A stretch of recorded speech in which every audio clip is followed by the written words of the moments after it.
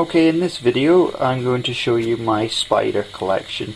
When I visit schools, the kids ask me how many spiders I have. I have over 30 different species of spider, mainly tarantulas, but I have a few true spiders as well.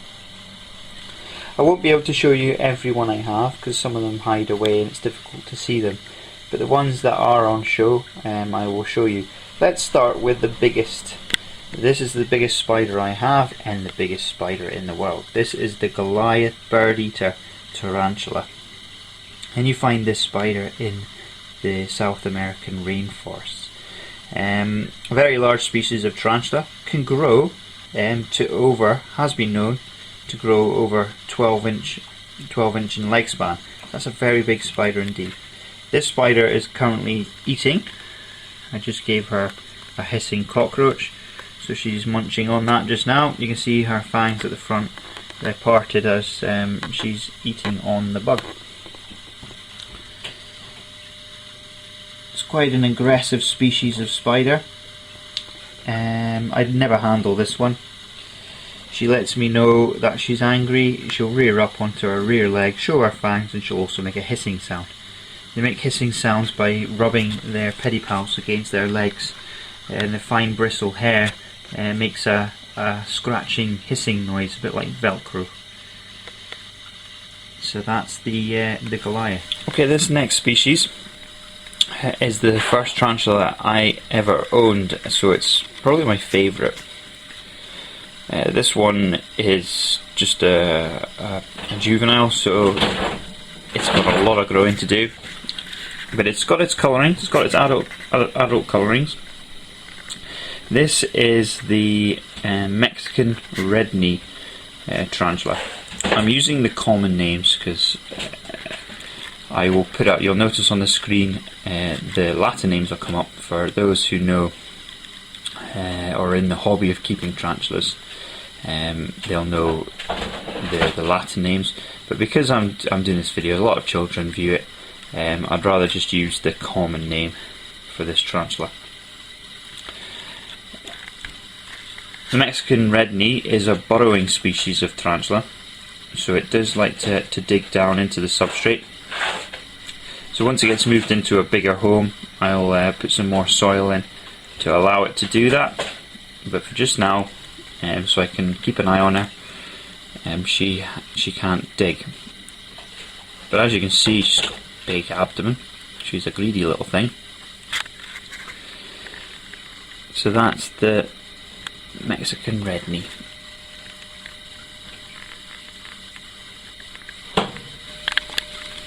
Okay, this one is an arboreal species of spider, tarantula. It's the sun tiger, and it's quite a nice spider. I like this one. It's black, nice velvety black with orange stripes and flashes on its legs. So she's quite an aggressive one, this one. I'm quite happy because she's out. Usually when I open the lid, she'll go down into the bark, hide away, but she's stayed out so I can film her, which is great. So you can see the nice orange colour on her. She's quite a heavy webber because they're an arboreal species. They like to make quite a lot of web, and they usually web up the tree canopy and the bark of the tree, and these little hammock webs. Okay, so that's the sun tiger. Sorry, just while I was putting the lid back on, she went into a threat pose. So this is her showing me her fangs. She's just saying, leave me alone. Well, I was putting the lid back on again, but she got a bit angry. Okay, this is another arboreal species. This is another pokey. This one is the Guti ornamental, or P. metallica. This is one of the most colourful spiders in the world. It's still quite young, so it hasn't really got its full adult colours yet, but if I shine the torch on here, I don't know if you can see that it's blue. Lovely blues and whites, and also yellow flashes on its legs. It's a very nice spider. And again, you'd find these guys in the trees, mainly in Asia, in places like India.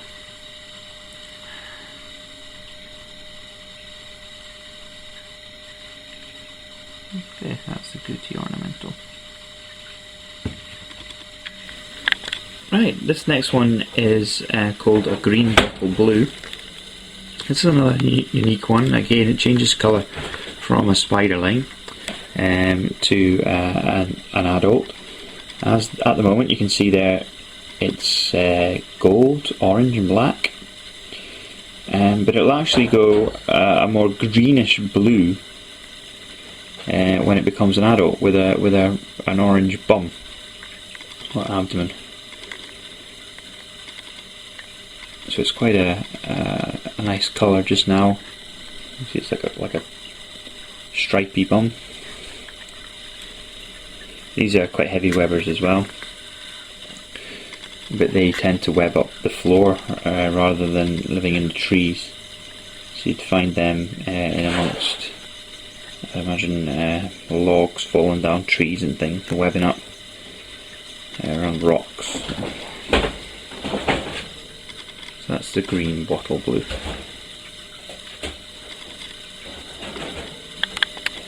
Okay, this one here is quite a small one, again spiderling, but it's already showing its adult colours. This is the giant white knee, so it's a bit like the Mexican red knee, but it's a bigger species. It is a bit more aggressive, and it's also got white knees opposed to the orange knees. It's a burrowing species. I've put quite a bit of soil in here, so it has been digging. It's made quite a few holes, so it's sticking on the outside of its hole just now.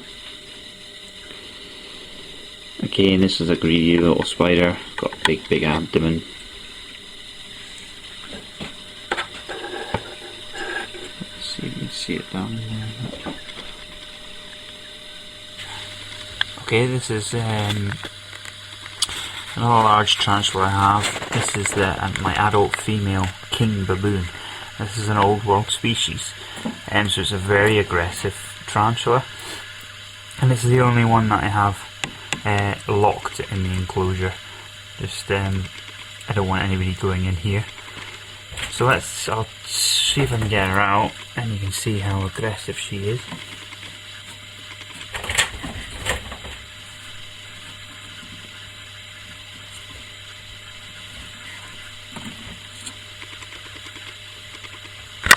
Okay, she's come out the other side. You can see her legs are raised, her front legs are raised. This is the threat posture. Now if I do this around about here, she'll come further out and she'll, there you go, she's striking. If you listen carefully,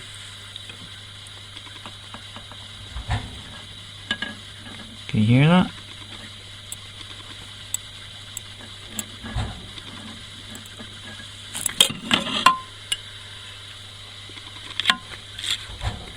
She goes.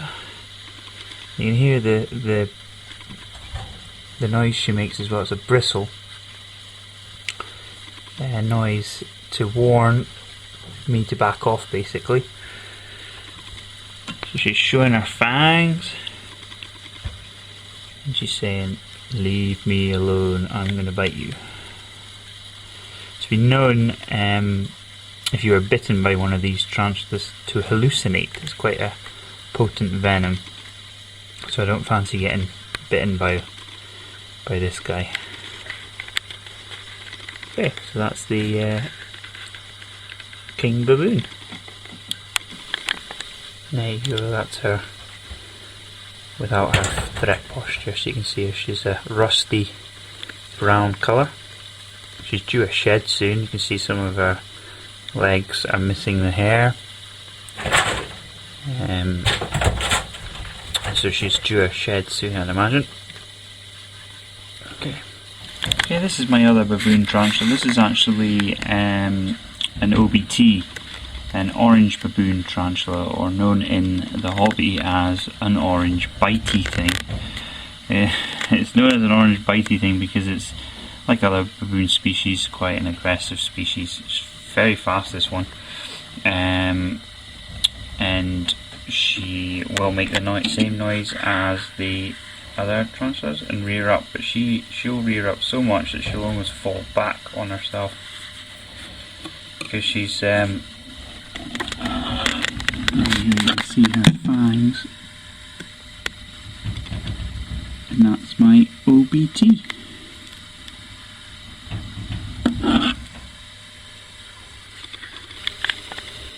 Okay, this one is a curly hair tarantula. They have quite long curly hair, that's where it gets its name from. Again, it's not fully grown yet, it's juvenile.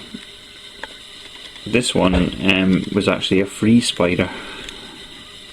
Got this one from the spider shop, and I've been buying quite a lot of things, and they sent one of these in free, so I've had it since it was a tiny little spiderling, and it's grown, so I'm happy it's getting on fine.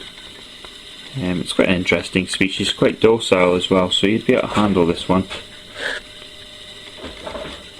See all its curly hairs there.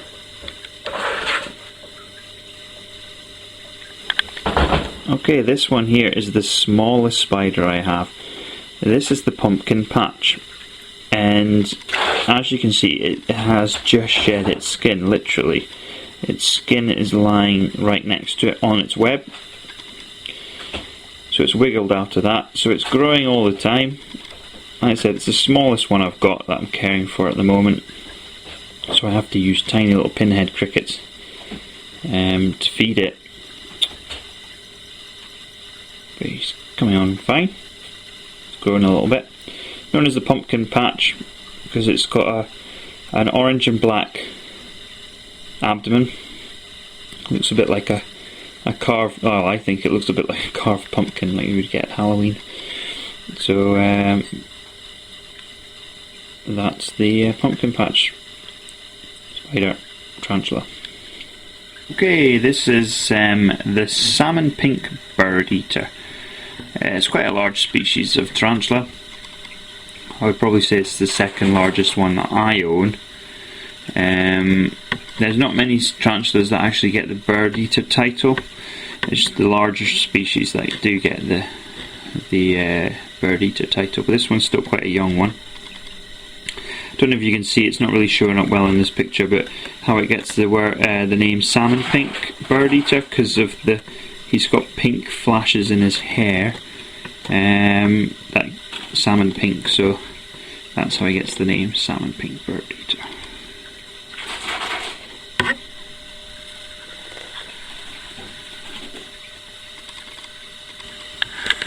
Okay, this is the Chile pink burst tarantula, known as a Chile pink burst because it has pink hairs on its abdomen and legs.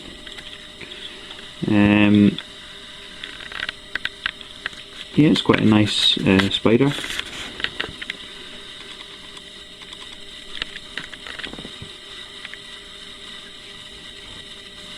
Okay, this one is the Colombian giant redleg. This is a funny species. It doesn't like being disturbed, and it tends to spin around, putting his back legs in the air. They have one of the worst irritating hairs, quite long with long barbs, so they try and catch the hairs on your skin to make you leave it alone. Let's see if I can lift up, see if we do that. Get a better view of him anyway.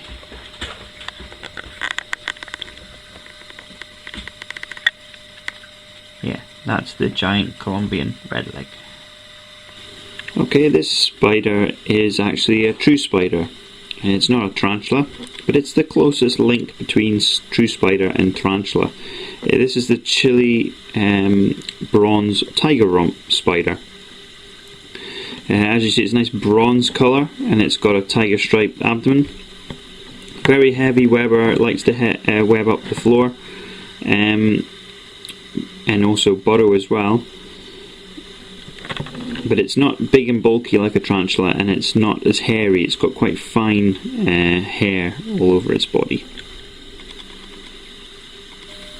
And this is a true spider, the fastest spider I've ever come across, the Huntsman Spider. Really big true spider. Okay, the last one I'm going to show you, you'll all know this one. This is the one that comes up with me. This is the desert blonde. This is the one I handle. As you can see, she's very slow moving. She likes being handled, and she's quite a nice species as well. Nice blonde, browns and creams, nice colouring. And the kids seem to like this one. Okay, thank you for watching.